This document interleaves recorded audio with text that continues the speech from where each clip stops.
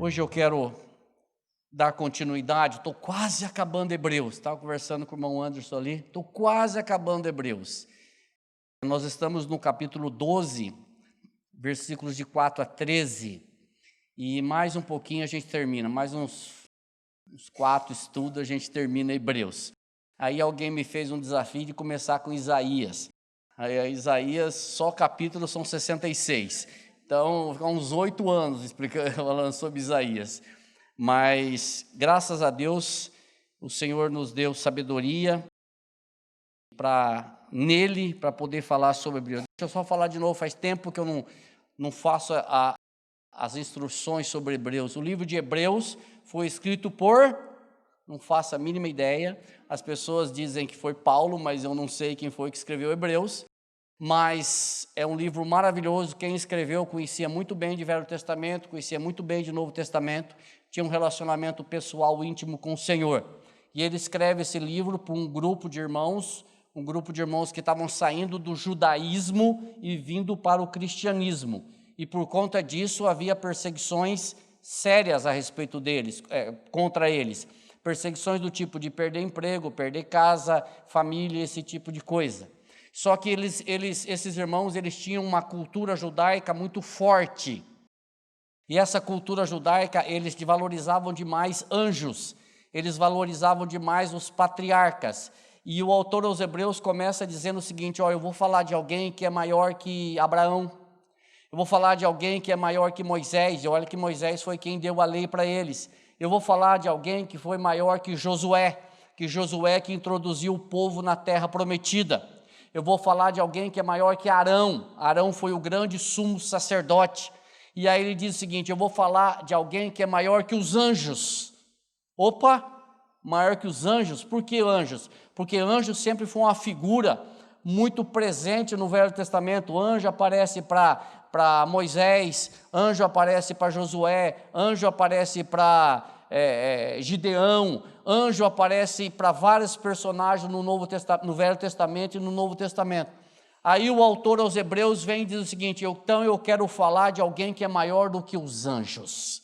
E aí ele começa falando de Jesus Cristo, que é maior do que todos esses, e vem discorrendo até o capítulo 11. No capítulo 11 ele faz uma relação de todos os, entre aspas, heróis da fé. Ele cita ali homens que tiveram fé antes do dilúvio, antediluviano.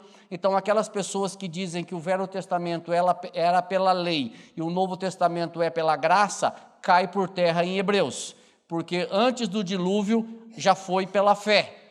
Aí ele fala depois do dilúvio, ele vem trazendo os patriarcas, chama Sara para essa relação, chama Raabe para esta relação, que é a prostituta lá que guardou os espias quando eles foram ver a terra prometida. E quando nós olhamos para a genealogia de Raabe, nós ficamos assustados, porque Jesus Cristo vem da genealogia de Raabe, que era uma prostituta.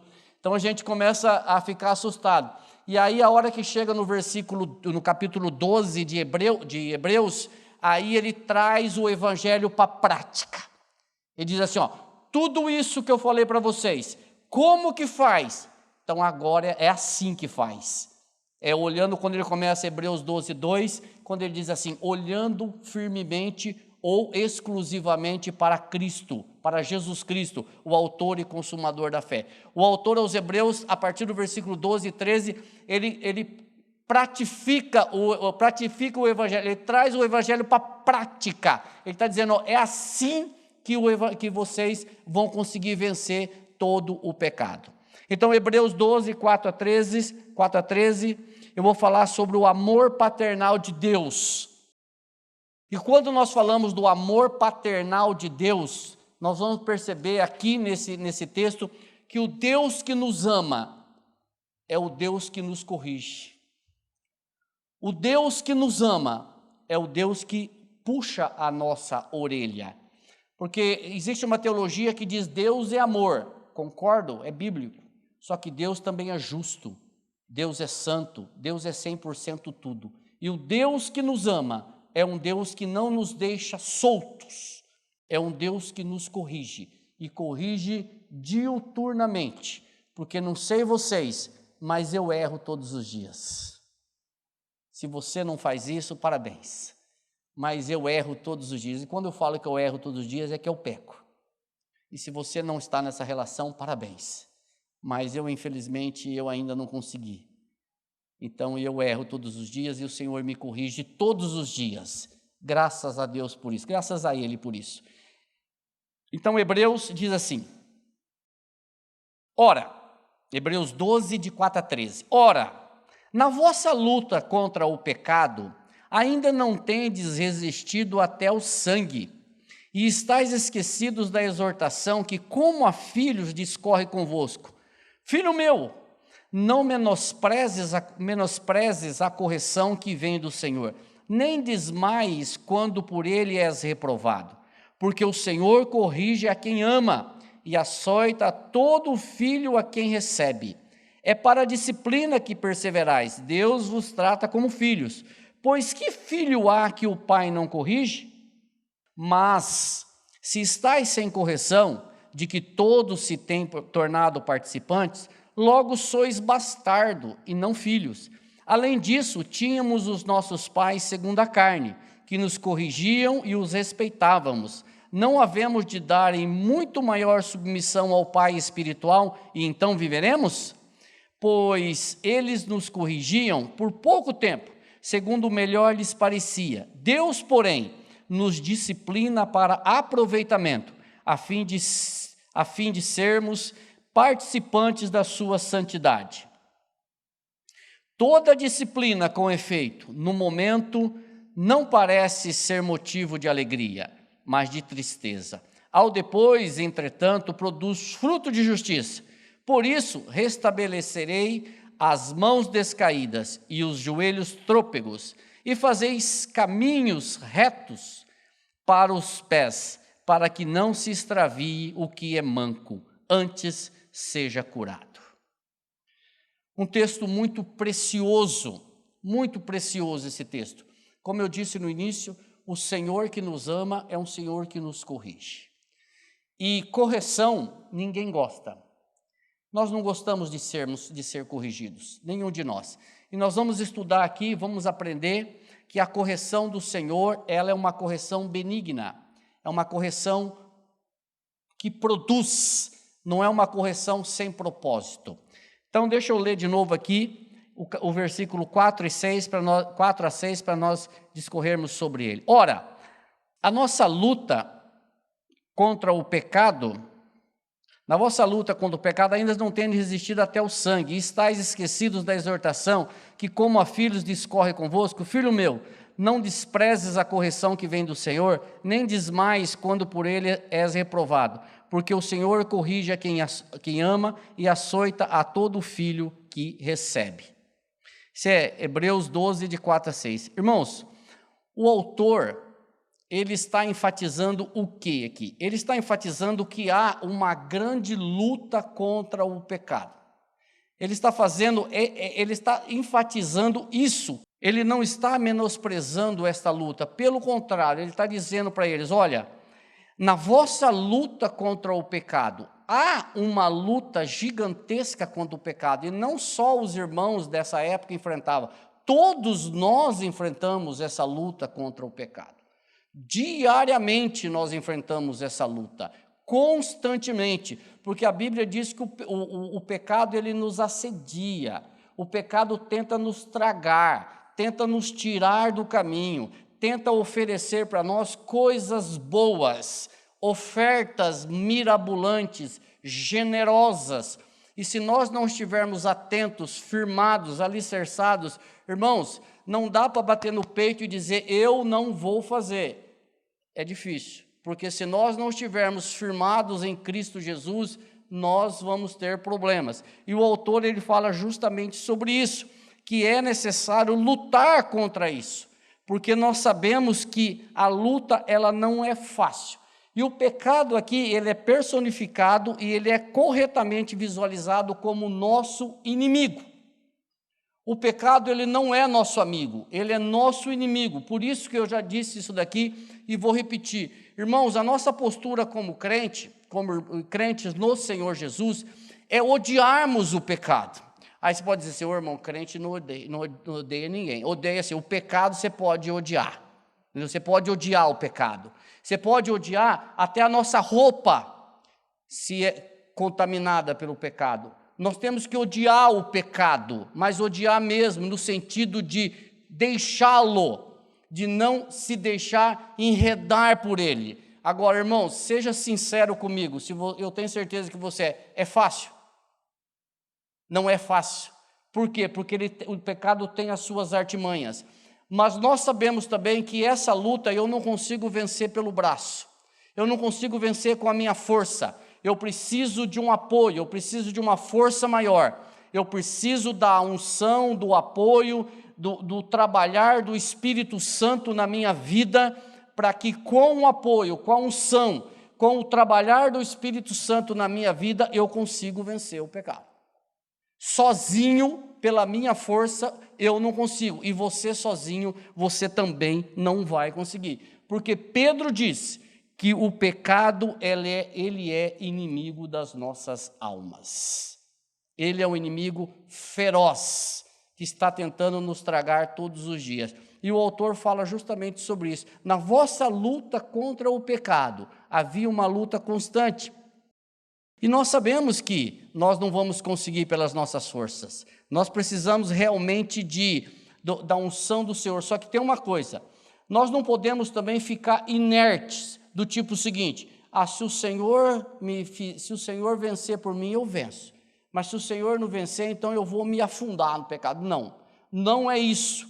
Nós precisamos ter disposição em fugir da aparência do mal, como diz a Bíblia. Fugir-vos da aparência do mal, fugir das garras do pecado, resistir às suas investidas, às suas estratégias.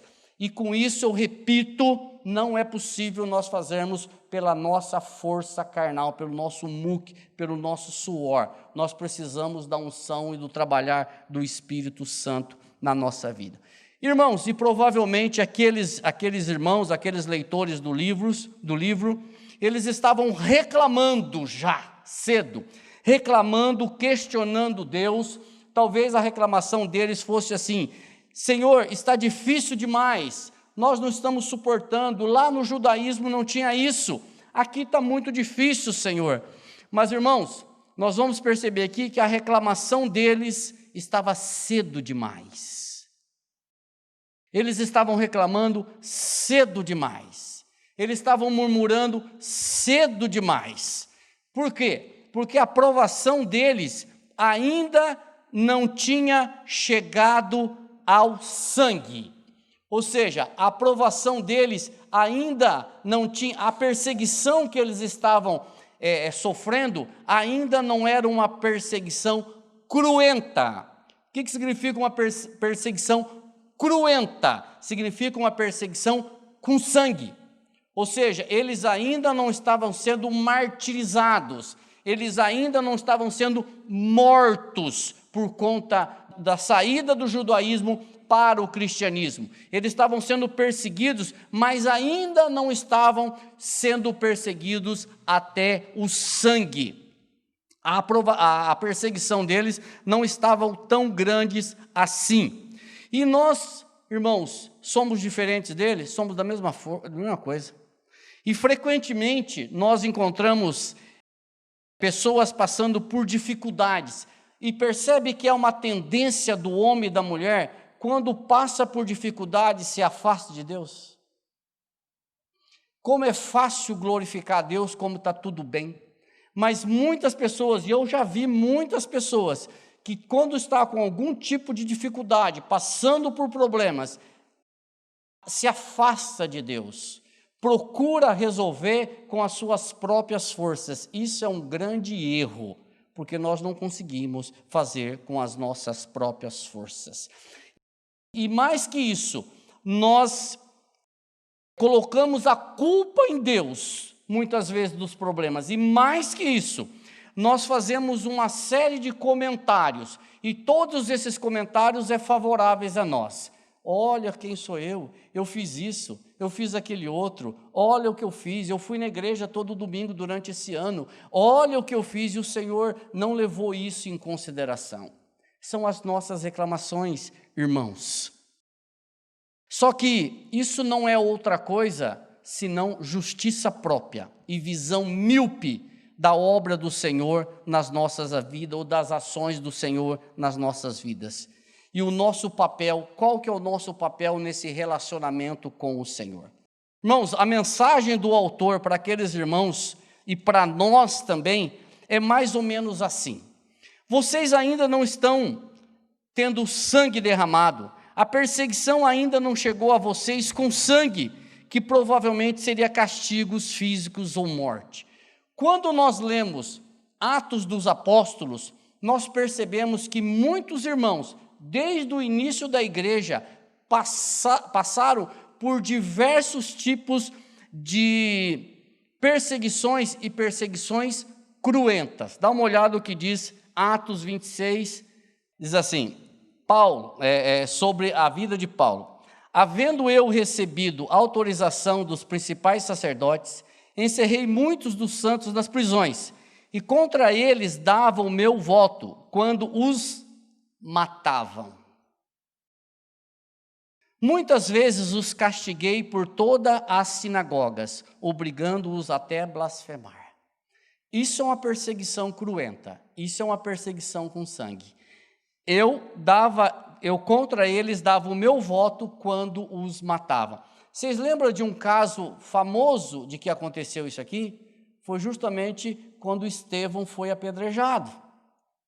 Quando Estevão foi apedrejado, a Bíblia diz que o Paulo ele guardou a roupa daqueles irmãos que apedrejavam Estevão. E lá na frente ele diz que ele deu o voto favorável com isso. Então, esse tipo de perseguição ainda não tinha chegado naqueles irmãos. E vamos ser sinceros, ainda não chegou até nós. Vai chegar? Não sei, mas ainda não chegou até nós.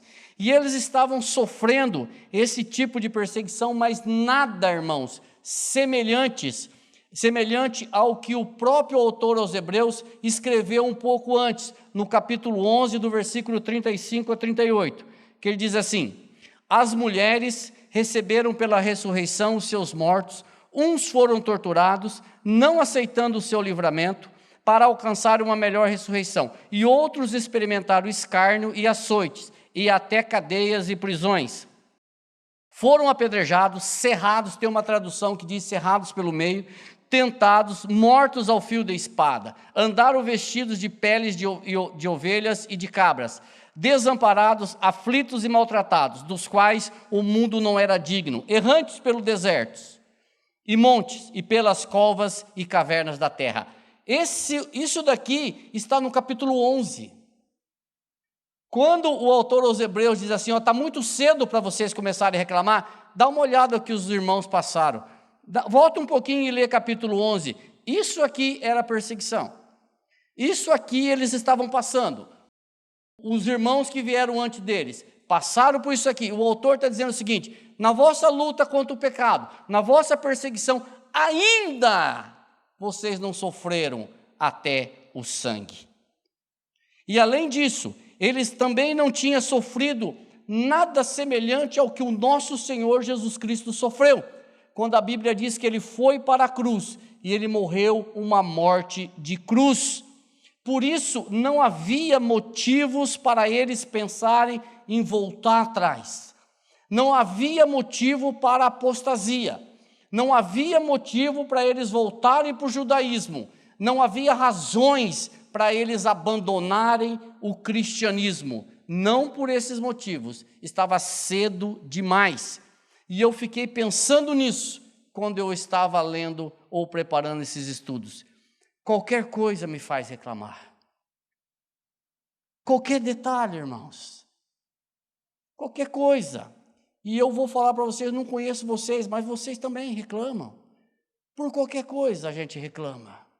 A gente argumenta com Deus. A gente diz que não está bom. Senhor, por que eu estou passando por isso? Olha, Senhor, para mim, olha como é que eu sou bonzinho, Senhor. Nós reclamamos, né, irmãos? Fala a verdade. Quanto que nós reclamamos por conta do coronavírus?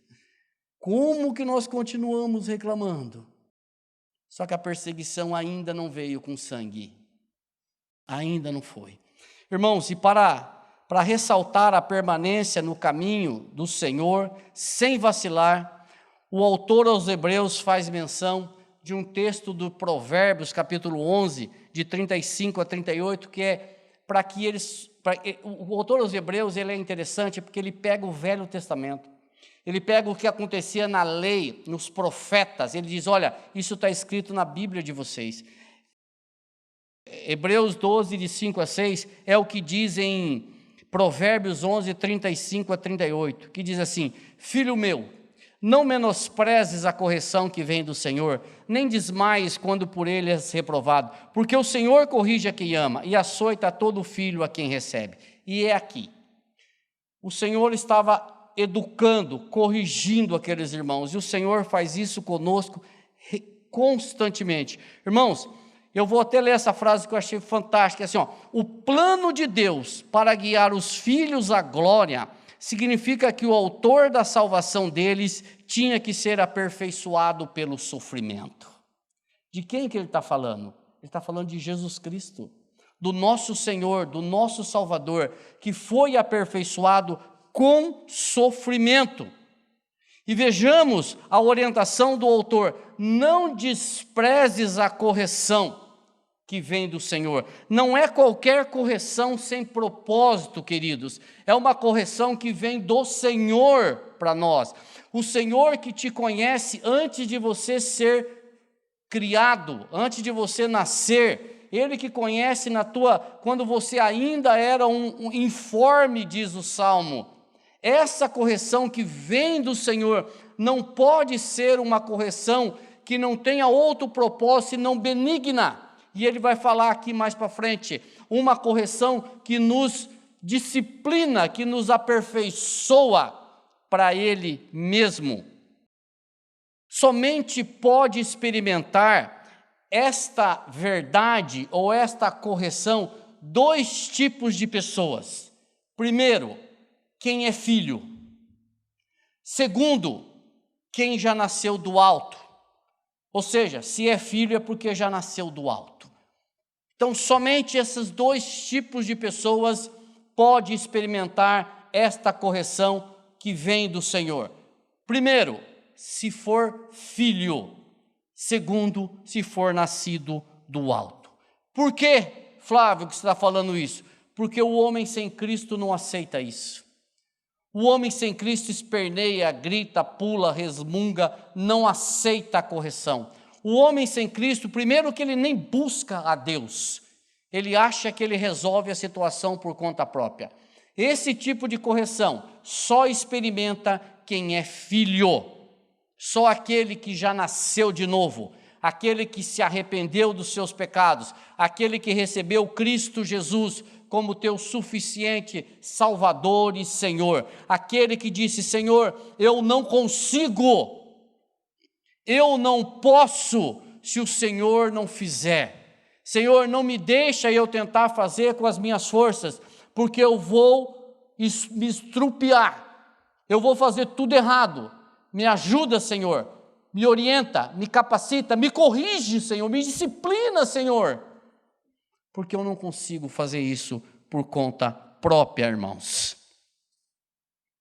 E a Bíblia nos ensina que o próprio Filho foi aperfeiçoado por meio dos sofrimentos. Olha aí o que diz Hebreus 2:10. Porque convinha que aquele por cuja causa e por quem todas as coisas existem. Presta atenção nessa frase. Pois convinha que aquele por cuja causa e por conta de todas as coisas existem. Por quem todas as coisas existem. Todas as coisas foram feitas por Ele e para Ele. Sem Ele, nada do que foi feito se fez. De quem que nós estamos falando? Nós estamos falando de Jesus Cristo, o Filho de Deus. Eu vou ler de novo. Porque convinha que aquele por cuja causa e por quem todas as coisas existem, conduzindo muitos filhos à glória, aperfeiçoasse por meio dos sofrimentos o autor da salvação deles, do nosso Senhor Jesus Cristo. Ele foi aperfeiçoado, irmãos, por meio do sofrimento. E embora sendo filho e não merecesse sofrer, ele sofreu. Um pouquinho mais para frente, 5:8. Embora sendo filho, aprendeu a obediência por coisas que sofreu. Merecia sofrer? Não merecia. Diante disso, irmãos, não é de se admirar que os filhos que o recebem ou que o seguem, que somos nós, deveriam estar preparados para receber sua herança mediante a disciplina do Senhor, que às vezes é dolorida. Eu reconheço que às vezes a disciplina do Senhor é dolorida. Mas por que é dolorida? Porque o Senhor, muitas vezes ou às vezes, o Senhor tira de nós algo que é valioso para mim, que é valioso para você, que é caro aos seus olhos, que é caro aos meus olhos. Mas às vezes isso que é caro aos meus olhos, valioso aos meus olhos, tem atrapalhado na minha comunhão com o Senhor. Tem sido um empecilho, tem sido uma barreira, tem sido um estorvo na minha adoração com o Senhor, pelo Senhor. E às vezes o Senhor vai lá e tira isso. Às vezes Ele vai lá e puxa isso, dá uma lapidada. Isso pode doer no começo, mas isso é benigno, é maravilhoso, é tremendo, porque é o Senhor fazendo isso nas nossas vidas. Irmãos queridos, Hebreus 12:7, para nós caminharmos um pouquinho. É para a disciplina que perseverais. Olha aí o que eu acabei de dizer. É para a disciplina que perseverais. Deus vos trata como filhos, pois que filho há que o pai não corrige? Irmãos, quando provações e sofrimentos vêm nas nossas vidas, deveríamos ver isso como treinamento da parte do Senhor. Devemos ver isso como o amor paternal de Deus para conosco. O amor de Deus para conosco, o amor paternal. O Deus que ama é o Deus que cuida. O Deus que ama é o Deus que corrige. O Deus que ama é o Deus que disciplina. O Deus que ama é o Deus que nos dirige, que nos coloca no caminho certo. E a disciplina demonstra o amor de Deus e não o castigo dele. Muita gente diz, eu estou sendo castigado por Deus. Não. O amor de Deus não é castigo. O amor de Deus é benigno para conosco e não castigo para nós ou contra nós. O amor paternal de Deus não nos deixa sem prestação de conta. E é aqui que eu quero falar também. Deus não é um Deus disperso, que nos deixa fazer tudo o que nós achamos que devemos fazer. Não. O amor de Deus não nos deixa sem prestação de conta. Isso nós fazíamos quando nós éramos filhos da ira, como nos diz Efésios capítulo 1. Que nós fazíamos a vontade da carne e dos pensamentos. Agora não, como filhos de Deus, na condição de filhos, como também nos ensina Efésios capítulo 1, que nós somos filhos de Deus, e João capítulo 1, versículo 13, nos fala sobre isso, que nós somos feitos filhos de Deus, não pela vontade do sangue, não pela vontade da carne, não pela vontade do varão ou do homem, mas pela vontade de Deus. Então, se nós somos filhos de Deus, não é porque eu quis ser filho de Deus, eu fui lá e falei, eu fui lá exigir a paternidade de Deus, eu fui lá e apresentei o meu DNA. Não, eu fui feito filho de Deus. Ele me fez filho por intermédio de Cristo Jesus. E isso não porque eu tenha algo especial, não por causa dos meus olhos verdes, por por causa da minha beleza, por causa da minha altura gigantesca. Não. Isso foi pela graça dele, pela misericórdia dele, porque eu não tenho nada para oferecer para ele, absolutamente nada para oferecer. Na realidade, o Senhor, Ele nos disciplina, Ele nos aperfeiçoa, Ele nos treina, Ele arranca de nós tudo que não tem agradado a Ele. E a disciplina paterna, a disciplina do homem, ela deveria ser uma prática, e o autor, ele se assusta quando ele diz assim: pois que filho há que o pai não corrige? Ele se assusta com isso. Isso nós não podemos falar hoje, né? Porque a mesma disciplina paterna que tinha na época dos hebreus, não tem hoje.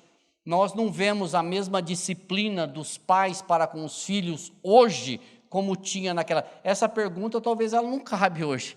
Que pai que tem que não disciplina o seu filho? A resposta é um monte. Um monte que tem que não disciplina o seu filho, mas não é assim. Biblicamente não é assim. O pai, ele tem a obrigação de educar, disciplinar, corrigir o seu filho. E por que o autor está falando justamente sobre isso? Porque a falta de correção pode demonstrar mais do que a gente pensa. Olha aí o que diz o versículo 8.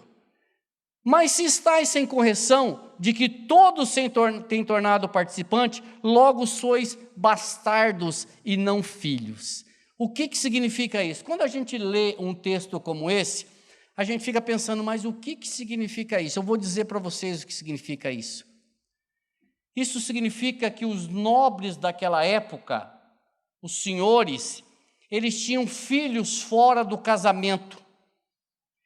E para esses filhos que eles tinham fora do casamento, eles não educavam os filhos. Eles sustentavam financeiramente, eles davam o recurso material, financeiro, para que aqueles filhos pudessem crescer. Mas eles não educavam o filho, esses filhos fora do casamento. Agora, os filhos que eles tinham com a esposa, com a esposa real, esses filhos, eles educavam de forma rígida, a ponto de a Bíblia chamar isso de escravidão. O filho da esposa, ele tinha uma educação tão severa, porque esse filho, principalmente os homens, eles iam herdar mais tarde o nome da família, o recurso da família, ou muitas vezes a herança do pai. Então ele tinha que ser educado em todas as disciplinas, em todos os assuntos da família. Então a educação do filho era uma educação severa, enquanto que a educação dos outros era chamado de bastardo, porque eles não recebiam nenhuma educação. Paulo fala isso em Gálatas 4, de 1 a 2, ele diz assim: digo, pois, que durante o tempo em que o herdeiro é menor, em nada difere do escravo. Olha aí o que Paulo está dizendo. Posto que ele é senhor de tudo, mas está sob tutores e curadores até o tempo pré-determinado pelo Pai. É isso aqui que o livro de Hebreus está dizendo. O menino, ele é dono de tudo, mas ele é como um escravo. Ele está sendo educado por tutores e curadores. Ele não tem nada, ele está sendo aperfeiçoado. Os outros que eram filhos fora do casamento não tinham essa educação. Eles tinham apenas a educação financeira. Pois é, e o que eu tenho a ver com isso? O que você tem a ver com isso? Muito. Sabe aonde está o perigo aqui? O perigo consiste no seguinte: se eu não estou sendo corrigido, se eu não estou sendo disciplinado, se eu não estou sendo orientado, educado pelo Senhor, talvez eu não seja filho. Perceberam a gravidade do assunto? Alguém diz assim: rapaz, mas eu tô de boa com Deus, hein? Eu estou de boa com Deus, a minha vida está beleza, não acontece nada, olha, está uma maravilha a minha vida. Cuidado, meu filho, você pode não ser filho, você pode ser bastardo. A correção é só para filho, a educação é para filho, a disciplina é para filho.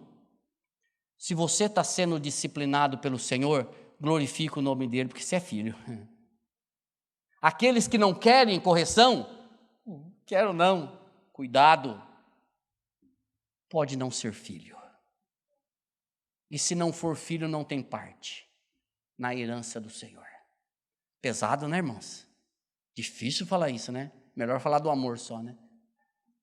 Mas é a pura realidade. É o que o Paulo está dizendo aqui, ó. É o que Paulo está dizendo aqui. Ficar sem correção do Senhor não é a melhor opção. É assim um grande perigo. Se você está sendo corrigido, é porque você é filho. Eu coloquei, somente podemos receber correção dele, se ele nos corrigir. Podemos receber correção dele, se ele nos corrigir. Um escritor chamado Arthur Wood diz assim: só quando Deus nos procura é que podemos ser encontrados por Ele. Deus é quem busca, não quem é procurado. Nós só somos encontrados, o homem só é encontrado quando Deus procura. O homem não procura Deus. Hoje o Marco macetou isso aqui hoje de manhã. Falou sobre isso aqui um monte hoje de manhã. O homem não procura Deus. O homem não quer Deus, o homem foge de Deus. E o homem natural não é corrigido por Deus. Correção divina é só para os filhos. Olha o que diz Hebreus 12, 9 e 10. Além disso, tínhamos os nossos pais segundo a carne, que nos corrigiam, e os respeitávamos. Não havemos de estar em muito maior submissão ao Pai espiritual, e então viveremos? Pois eles nos corrigiam por pouco tempo, segundo melhor lhes parecia. Deus, porém, nos disciplina para aproveitamento, a fim de sermos participantes da sua santidade. Ele faz um contraste entre a educação menor e a educação maior. Aonde que é a educação menor? A educação dos nossos pais. Por mais que eles se esforçaram para nos educar, é uma educação falha, é uma educação que tinha as suas deficiências, da menor para maior. E ele diz assim: se nós respeitávamos os nossos pais, que nos educou por pouco tempo e de forma falha, não temos que respeitar o Deus dos Espíritos, o Deus da luz, o nosso Deus eterno, que nos disciplina para aproveitamento e para a santidade? E aí eu pergunto para vocês, devemos ou não devemos? Devemos. Se os nossos pais, às vezes, davam umas reaidinha, uma chineladinha em nós, para nos educar, quanto mais o nosso Pai Celestial nos corrige para aproveitamento. A educação dos nossos pais, irmãos, eles tinham os seus propósitos. Quais eram? Ser bom cidadão, respeitar as pessoas, respeitar os pais e os mais velhos, não se envolver com coisas ilícitas, não andar com más companhias, ir à igreja, estudar, trabalhar, ser honesto, etc, etc, etc. Coisas ruins? Absolutamente não. Coisas boas. Essa era a educação que os nossos pais e que hoje todos os pais cristãos têm por obrigação de ensinar os seus filhos.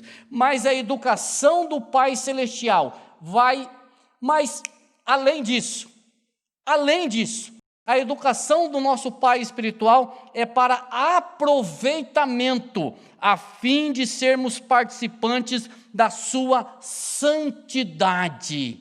A educação do Pai é uma educação diferenciada, é uma educação que nos conduz à santificação, é uma correção que nos conduz para a vida eterna.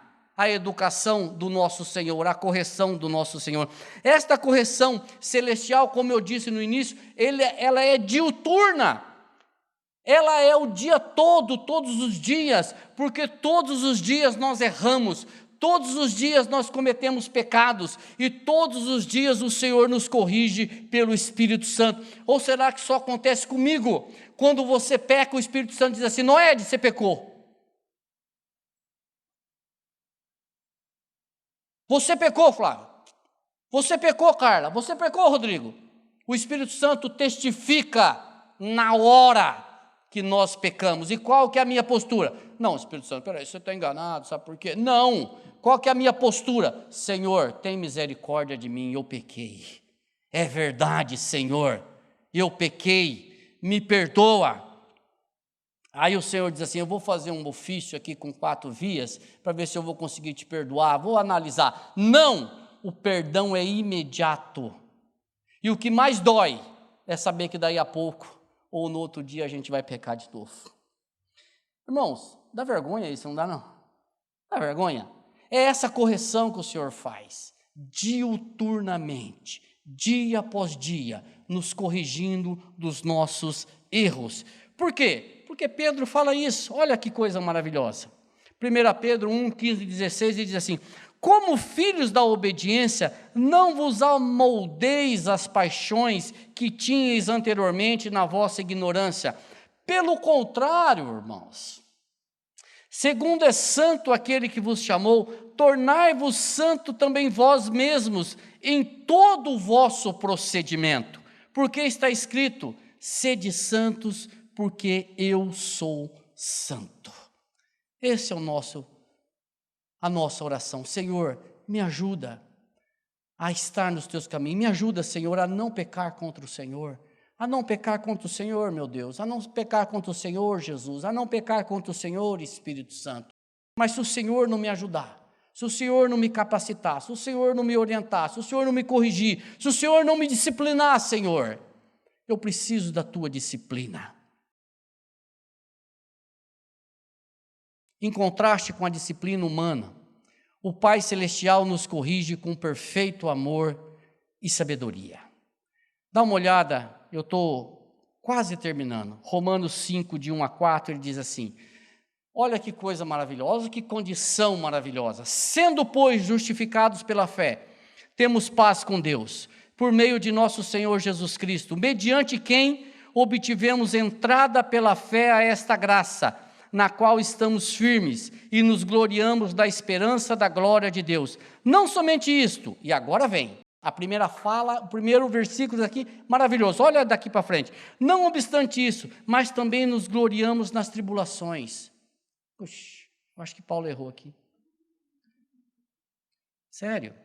Sabendo que as tribulações produzem perseverança. Sério. A perseverança produz experiência. A experiência produz esperança. Ora, a esperança não traz confusão, porque o amor de Deus está derramado em nossos corações pelo Espírito Santo que nos foi dado.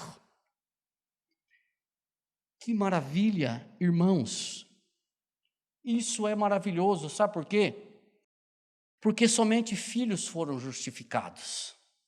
Somente tem paz com Deus os filhos. Somente se gloria nas tribulações os filhos. Somente tem esperança na vida eterna os filhos. Somente tem o Espírito derramado sobre ele quem é filho. Somente é disciplinado pelo Senhor quem é filho.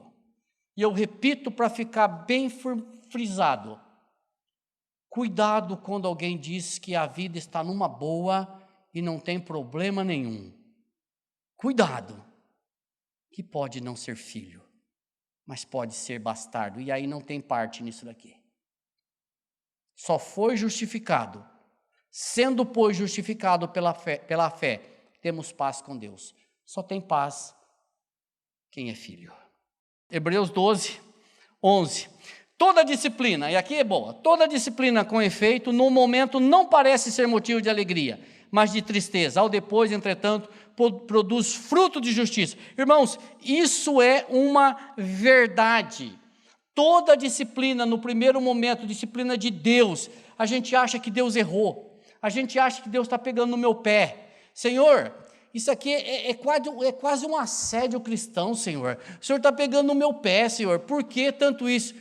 Toda disciplina, no primeiro momento, a gente acha que Deus errou, mas depois que o passar de tempo, a gente medita e a gente vê, Senhor, que bom, como foi boa a tua disciplina, como foi gostosa a tua disciplina, como eu aprendi com essa tua disciplina, Senhor. Porque quando eu medito, eu chego à conclusão de que era necessário aquilo. E é uma disciplina para aperfeiçoamento. Irmãos, ser corrigido pelo Senhor é coisa tremenda. Ser corrigido pelo Senhor nos traz segurança, traz paz, traz alegria, traz gozo, porque eu estou sendo repreendido, corrigido, admoestado, direcionado pelo meu Pai Todo-Poderoso, aquele que não quer o meu mal, mas aquele que quer a minha santidade, aquele que quer que eu seja santo, aquele que não quer que eu me extravie, que eu faça coisas erradas. Então, ser admoestado, ser corrigido pelo Senhor é maravilhoso. Olha o que diz o salmista, no Salmo 139, sonda-me, ó Deus, sonda, Senhor, o meu coração, e conhece o meu coração, prova-me, e conhece os meus pensamentos, vê se há em mim, Senhor, algum caminho mau, e guia-me pelo caminho eterno. Sonda-me, Senhor, veja o que eu estou fazendo de errado e me corrige, Senhor. Porque só o Senhor conhece o meu coração. Porque se o Senhor deixar por minha conta, Senhor, não vai dar certo. Sonda-me, Senhor, o Senhor que conhece, me corrige, me direciona, me leva para o caminho eterno, o caminho do Senhor. E agora eu faço uma aplicação, que é com o versículo 12. Por isso restabelecerei as mãos descaídas e os joelhos trôpegos, os joelhos vacilantes, e fazei caminhos retos para os pés, para que não se extravie o que é manco, antes seja curado. Diante de tudo isso, irmãos, o autor puxa a orelha daqueles irmãos e puxa a minha e a sua também. No sentido, sigo em frente, queridos. É cedo demais para reclamar. Ainda não chegou a perseguição cruenta com sangue para aqueles irmãos, na realidade. Lembram que, vocês não vão lembrar, mas no início do capítulo 11, o autor fez uma analogia de uma corrida onde nós estamos correndo essa maratona celestial. E ele fala dessas testemunhas que já correram e que já venceram. Então isso daqui, que o autor está dizendo, por isso restabelecei as mãos descaídas e os joelhos trôpegos. A corrida continua, irmãos. A corrida continua, a maratona continua, a linha de chegada está logo ali. E aquele que está lá na linha de chegada nos aguardando é o Filho de Deus. É o Senhor Jesus Cristo que já está lá. Já está sentado nas regiões celestiais. Nós estamos nessa corrida e nós vamos chegar lá. Pela graça do Senhor, nós vamos chegar. E quem estará nos recepcionando na linha de chegada é o Senhor Jesus Cristo. Por que você fala isso? Porque o próprio livro de Hebreus diz que ele foi tentado em todas as coisas e ele não pecou. Por isso que eu já falei isso aqui algumas vezes e vou repetir. Quando eu chego diante dele e digo, Senhor, eu estou passando por isso. Ele diz, eu sei, eu já passei. Então eu posso te socorrer, porque eu sei o que você está passando, meu irmão querido. Por isso, não desanime, firme os seus pés, estabeleça as suas mãos, fortaleça os seus joelhos e sigam nessa corrida celestial, porque logo, logo ela vai ter um fim.